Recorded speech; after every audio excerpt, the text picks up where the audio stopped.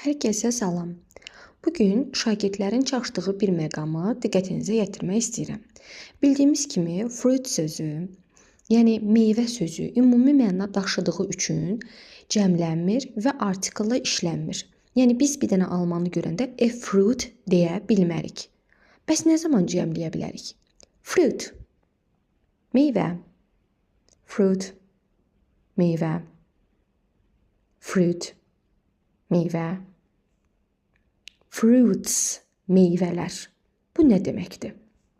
Bu o deməkdir ki, bir alma meyvədir, çoxlu almalar yenə meyvədir, bir ton almalar yenə meyvədir. Amma əgər müxtəlif növ meyvələrdən söhbət gedirsə, biz bu zaman fruits işlədəcəyik.